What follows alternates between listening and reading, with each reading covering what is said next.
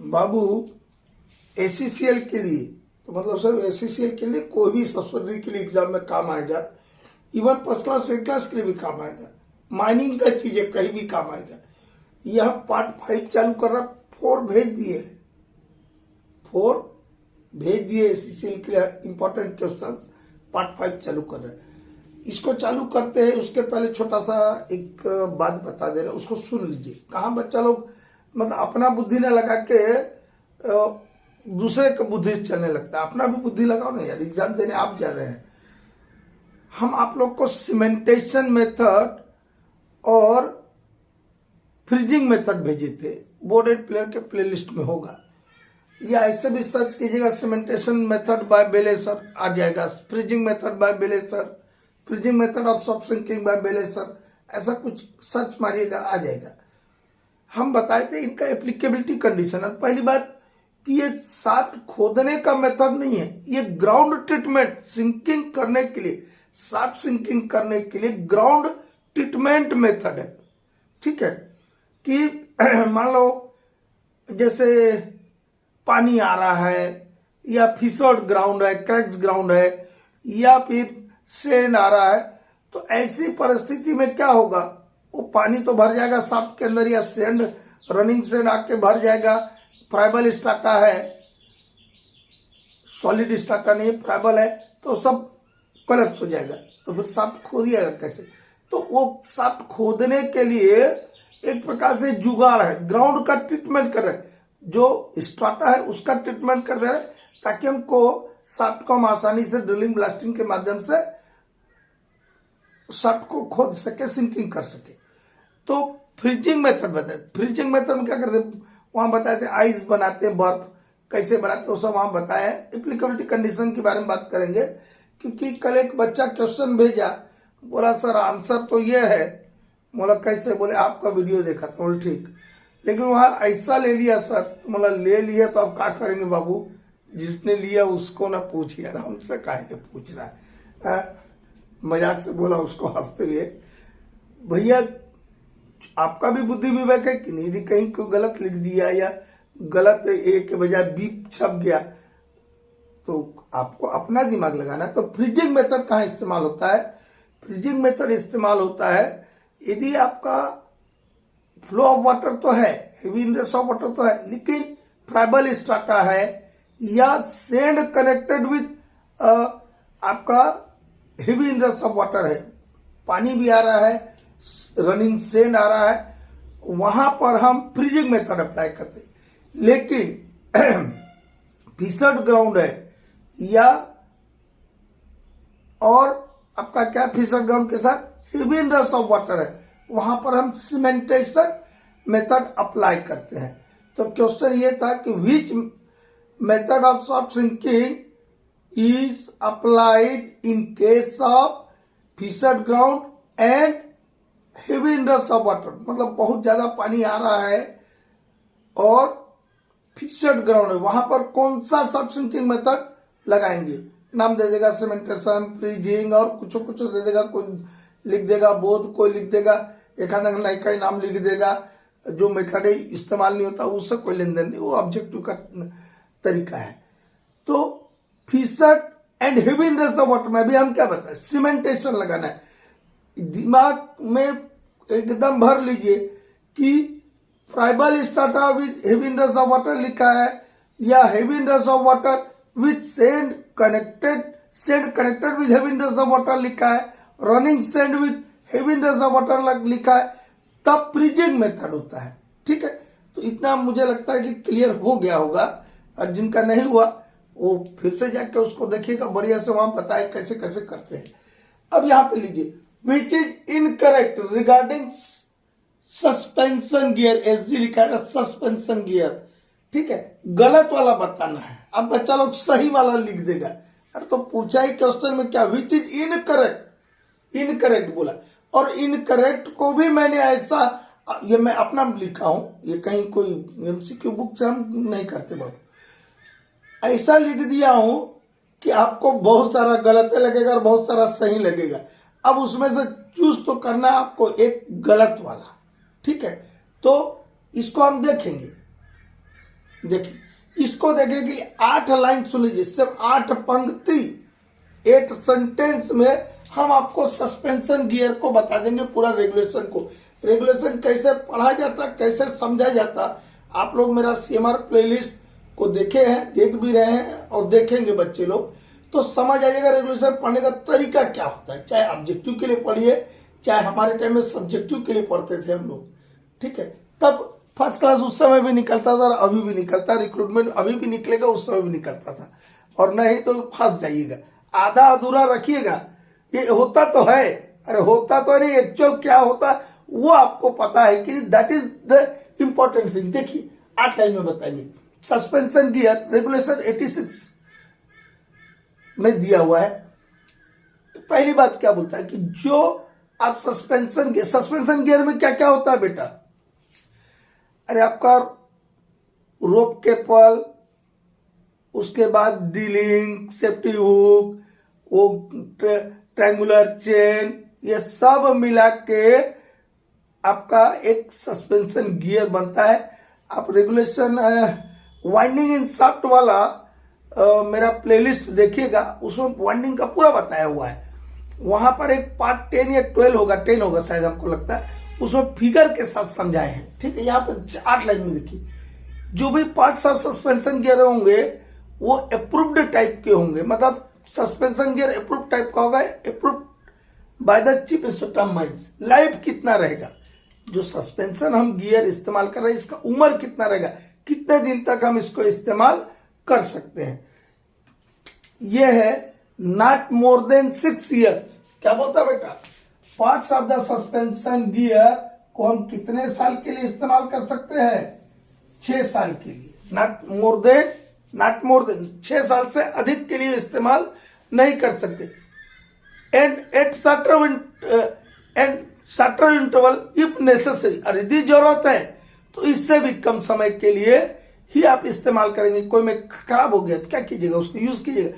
Parts of suspension, मतलब जितने भी सस्पेंशन गियर में पार्ट्स है, तो life of suspension gear in general आपको ऑब्जेक्टिव टाइप से लाइफ कितना है इसका, not more than 6 years. Factor of safety किससे कम नहीं होना चाहिए, नॉट लेस देन 10, ठीक है। और इसका देखिए कि एरो नीचे भी आया है, मतलब यहां पर भी कोई बात होगा फैक्टर ऑफ सेफ्टी का। फैक्टर ऑफ सेफ्टी जो रहेगा सस्पेंशन गियर का या इसके जितने भी पार्ट्स है उसका factor of safety not less than 10। लेकिन ये बोलता है, इसी में बोलता है जहां पे फैक्टर ऑफ सेफ्टी के बारे में बताया है कि threaded joint shall be avoided. Threaded joints को अवॉइड करना है, उपयोग में नहीं लाना है। थ्रेडेड ज्वाइंट्स नहीं चाहिए, क्योंकि ये ऐसा इक्विपमेंट है जिससे हम मटेरियल को या मेन को ऊपर नीचे कर रहे हैं, लोअरिंग और रेजिंग कर रहे हैं, ठीक है। तो threaded joint shall not be used, या ये इसको हम ऐसा बोल सकते, threaded joint shall be avoided. लेकिन ऐसा हो गया कि अवॉइड नहीं किया जा सकता, प्रैक्टिकेबल नहीं है कि थ्रेडेड ज्वाइंट्स को अवॉइड कर सकते हैं, ऐसा केस है।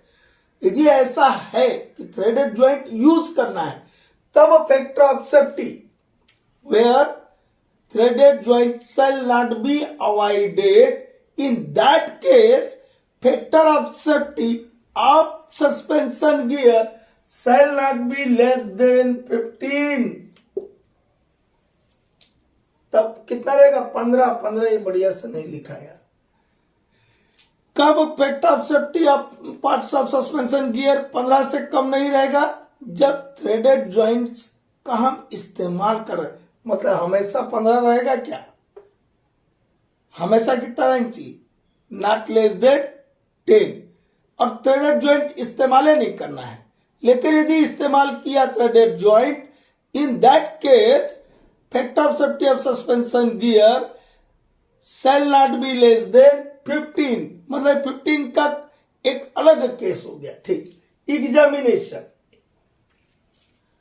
एग्जामिनेशन जो है 88 में जो दिया है बेटा, और यहां जो दिया तो अलग अलग चीज हम 88 में भी बताए थे जब समझा रहे थे, जब, ठीक है, कि जो 86 में जो एग्जामिनेशन दिया है वो अलग पर्पज के लिए है, और ये अलग पर्पज कार देखे, कभी कार सर्विसिंग कराते हैं ना 6 महीना में, साल में एक बार पूरा ओवरऑल कराते हैं। लेकिन ऐसे भी तो हम कार चलाते हैं तो देखते पानी है कि नहीं, वाइपर में मारने वाला कूलेंट है कि नहीं, इंजन ऑयल है कि नहीं, नहीं है तो कर देते हैं, कहीं कुछ साफ सफाई करना पड़े करते हैं कि सर्विसिंग के टाइम में करेंगे।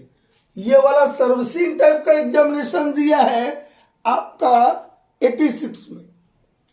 क्या बोलता है 86 कि all parts of suspension gear including, दे दिया होगा डिटेचिंग हुक, फलाना ढिकाना, ऑल चेन्स, केज, ऐसा सब कुछ, केज चेन्स, केज नहीं केज चेन्स है, वो सारे पार्ट्स का मतलब उनको क्या बोला, शैल बी केप्ट ओपन, उनको खोल लेना है। टेकन अपार्ट लिखा होगा वहां पर, जो सही वर्ड है टेकन अपार्ट मतलब अलग अलग खोल लेना है। फिर क्लीन, उसको साफ कर लेना है। And carefully examine for rust and cracks, काहे के लिए एग्जामिनेशन करना है यहाँ, रस्ट तो नहीं हो गया, जंग तो नहीं लग गया है, ये सस्पेंशन गियर के कोई पार्ट्स में क्रैक्स तो नहीं आ गया है, इसके लिए जांच करना है। और वो कितने दिन में करना है, वंस इन एवरी 6 मंथ। ठीक है, तो एग्जामिनेशन क्या हुआ बेटा कि सस्पेंशन गियर के सब पार्ट को खोल लेना है, उनको साफ सफाई कर लेना है, और बढ़िया तरीके से केयरफुली मतलब बहुत अच्छे तरीके से एग्जामिन करना है रस्ट एंड क्रैक्स के लिए 6 महीना में एक बार।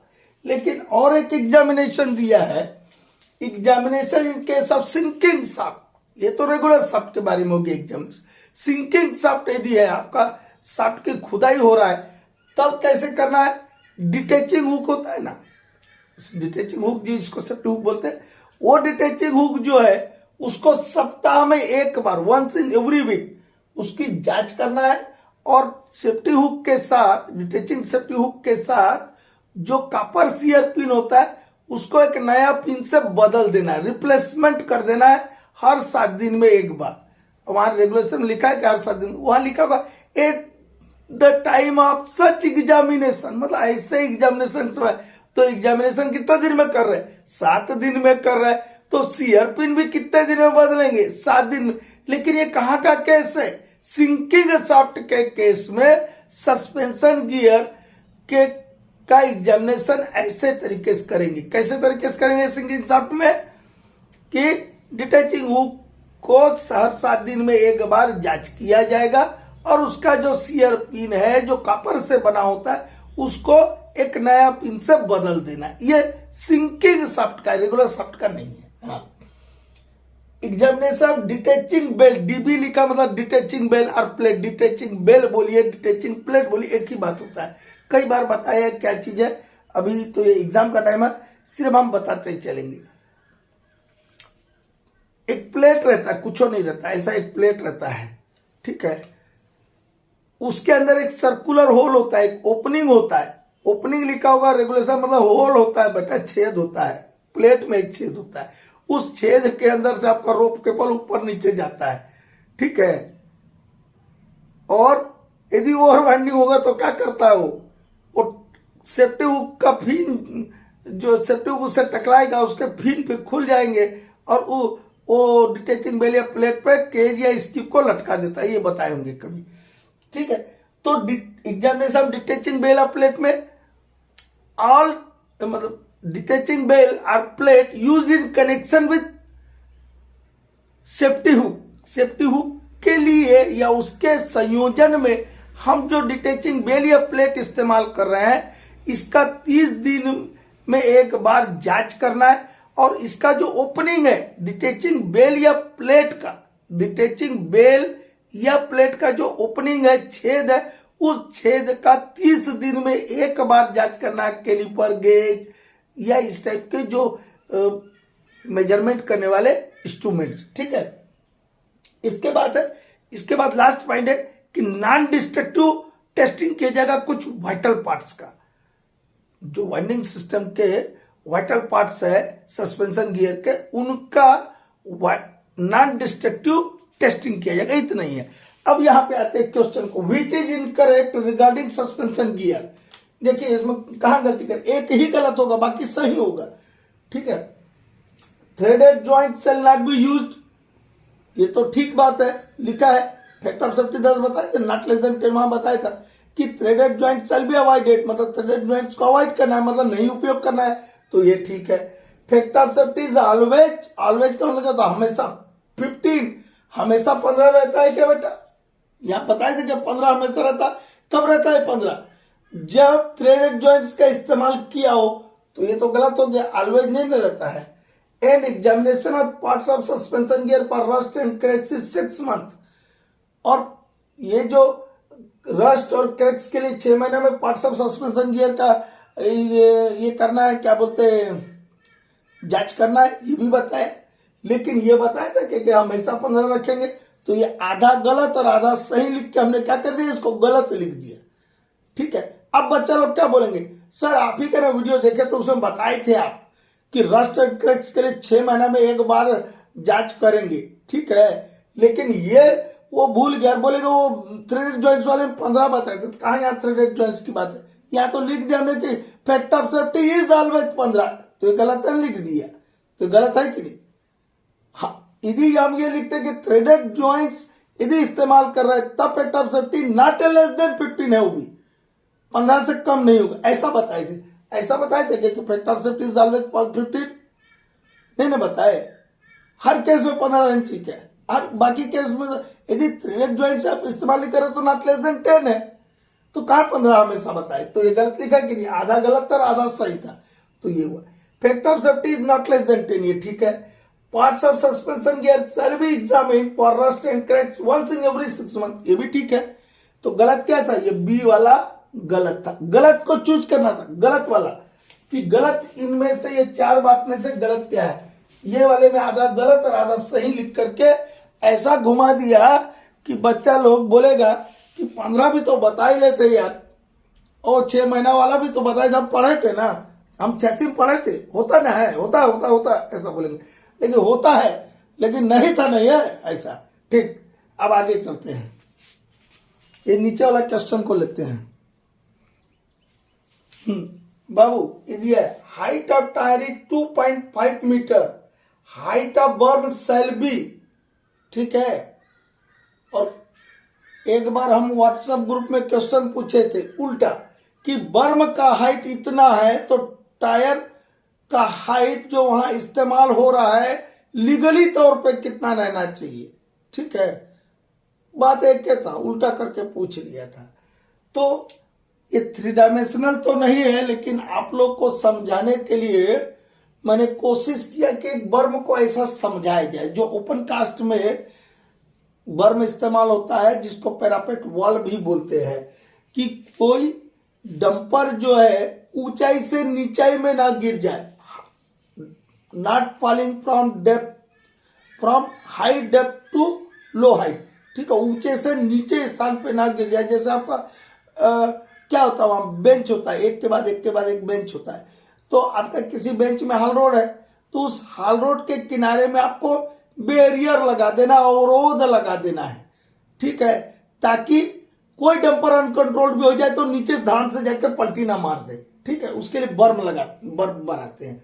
तो ये जो बर्म बनाएगा, इसका जो बेस होगा, बेस जो होगा, आधार जो होगा, वो 2.5 मीटर चौड़ा रहेगा। इसके टॉप पे जो इसकी चौड़ाई रहेगी बर्म की, वो 1 मीटर रहेगी।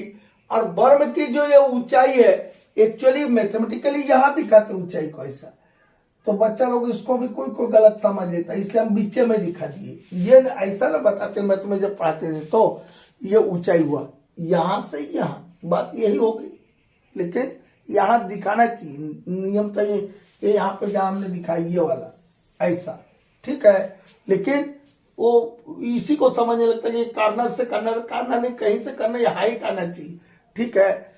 तो ये जो हाइट है, बर्म का हाइट, नियम चेंज हो गया 2017 में, मेरे टाइम पे अलग था, उसके भी पहले कुछ अलग था, बीच में चेंज होते रहता है, अब ये बहुत दिन तक चलेगा। ये वाला जो नियम आया, ये एकदम फुल प्रूफ आ गया, जो मुझे लग रहा है, ये चलेगा 100 साल तक। ठीक है, ये हाइट ऑफ बर्म कितना रहेगा? हाइट ऑफ बर्म जो रहेगा वो जो आप व्हीकल इस्तेमाल कर रहे हैं, मान लो डंपर इस्तेमाल कर रहे हैं, तो जो डंपर इस्तेमाल कर रहे हैं तो उसका टायर के हाइट से कम नहीं रहेगा। ठीक है, टायर के हाइट से कम किसी भी परिस्थिति में नहीं रहेगा। तो यहां पर हाइट ऑफ टायर कितना दिया है? मान लो कोई देगा तो देगा height of largest tyre of vehicle is 2.5 metre. मेरे पास जगह नहीं रहता उतना लिखने का। हाइट ऑफ टायर मतलब समझ लीजिए 2.5 मीटर, धर लीजिए कितना दिया है 2.5 मीटर। तो हाइट ऑफ बर्म कितना रहेगा? जितना टायर का हाइट रहेगा उससे कम नहीं रहेगा, मतलब कितना हो जाएगा? 2.5 मीटर बर्म का हाइट होगा, नॉट लेस देन 2.5 मीटर रहेगा। ठीक है, नेक्स्ट चीज लेते हैं।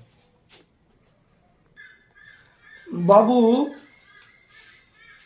आपका CIL रिक्रूटमेंट प्लेलिस्ट में पार्ट 10 हाल रोड का, उसको एक बार अवश्य देख लीजिएगा। ठीक है, एक क्वेश्चन लेते हैं। Depth of sinking shaft is 65 metre, winding rope shall be, और यहां नाम दे दिया made of hard steel, made of galvanised iron, made of cold drawn steel wire, और एक ऑप्शन दे दिया नन। ठीक है, तो मतलब ये वाइंडिंग रोप का दिया है। वाइंडिंग रोप पूछा ना कि किस टाइप का होना चाहिए, तो वाइंडिंग रोप के बारे में 5-6 लाइन सुन लीजिए। ठीक है, एकदम काम भर का चीज जो आपको MCQ में भी आएगा, कभी कोई रेगुलर बच्चा भी सुन रहा होगा तो वो भी एक एक लाइन लिख सकता है। वाइंडिंग रोप, किस टाइप का वाइंडिंग रोप आपको इस्तेमाल करना है? जो रेगुलेशन 85 बोलता है। कहीं मेरे मुंह से 80 निकल जाए, 85 की जगह 80 बोल दे तो 85 समझिएगा, अब उसका भी कोई रीजन होगा। ठीक है, रेगुलेशन 85 वाइंडिंग रोप्स एक्सेट्रा करके। टाइप्स ऑफ रोप दिया है बेटा, क्या दिया है?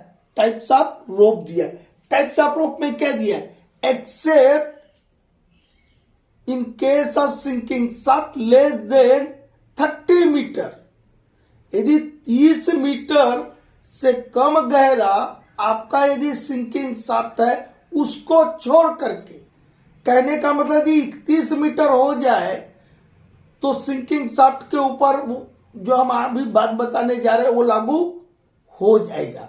ठीक है, सिर्फ 30 मीटर से कम वाले के लिए बात लागू नहीं होगा।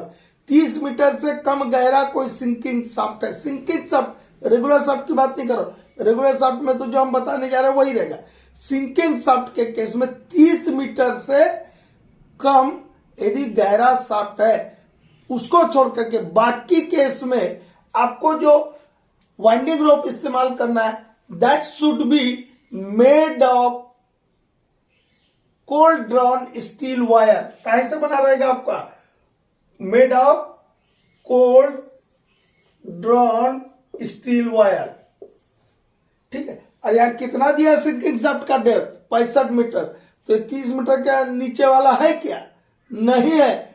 तो यहां पर भी जो आपका वाइंडिंग रोप इस्तेमाल होगा, that should be cold drawn steel wire.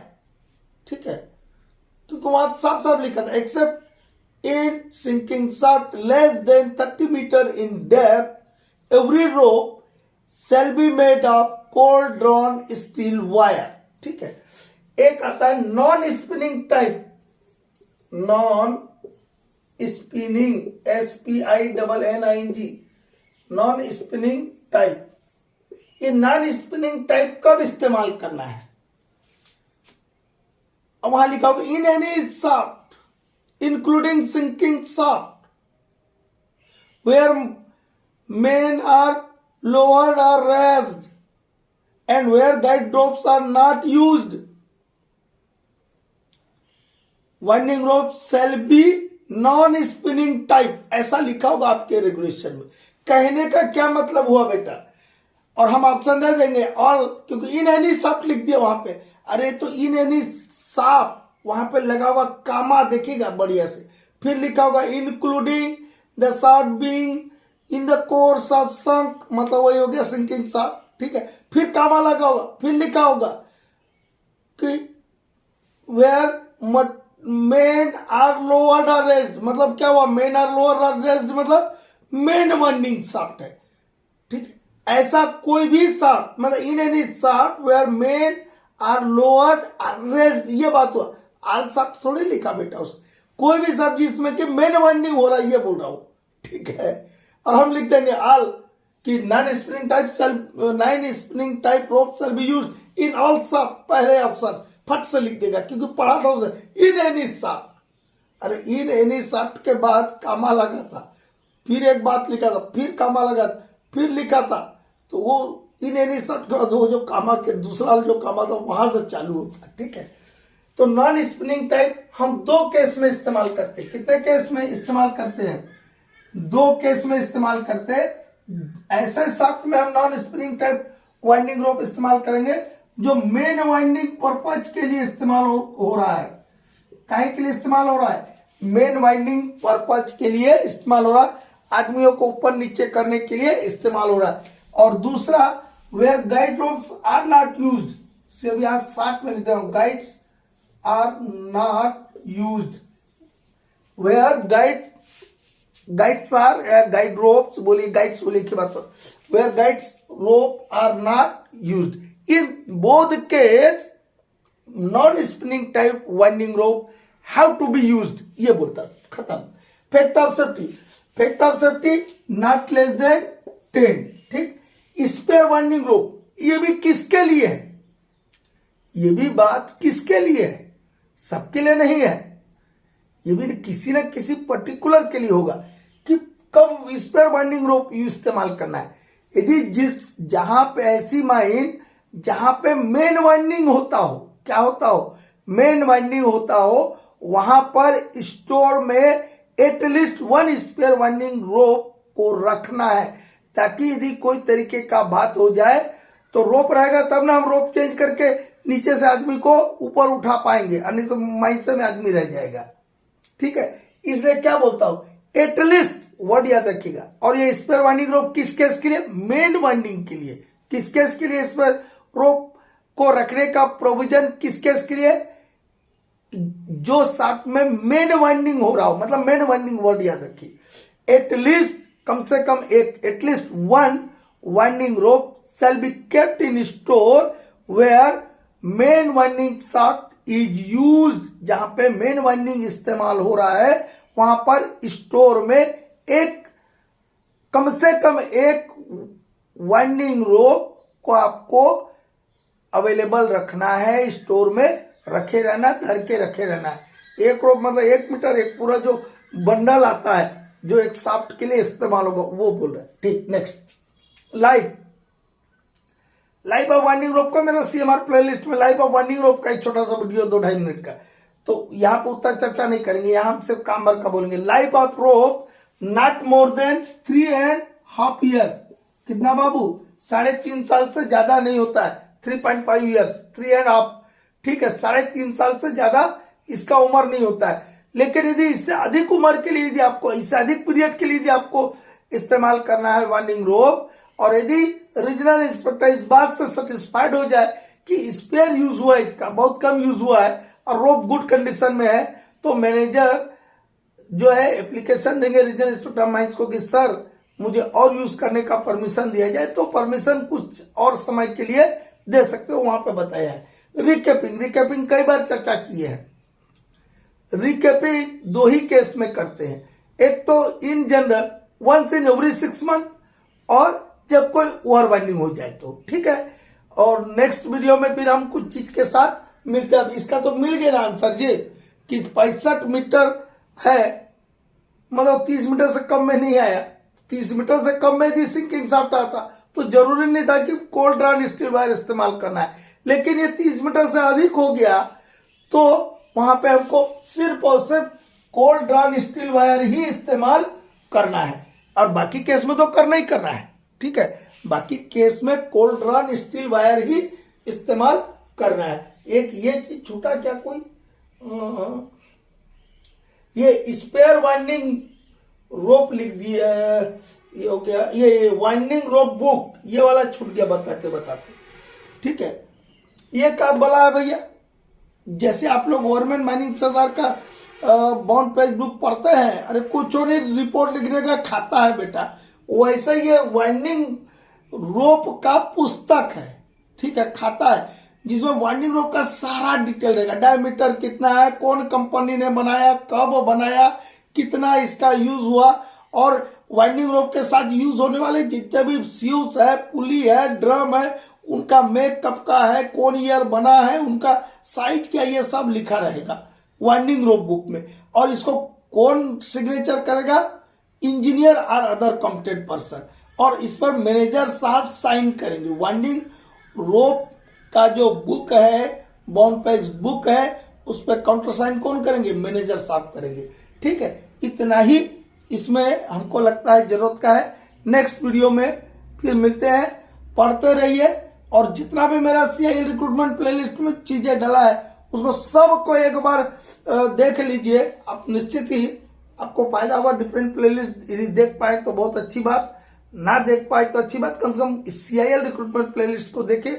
ये वीडियो समझ आया कि नहीं आया, मेरी बात समझ आई कि नहीं आई, वीडियो में लिखा कीजिए, ताकि फ्री ऑफ कास्ट में कम से कम उतना तो बताइए कि ठीक है कि नहीं है।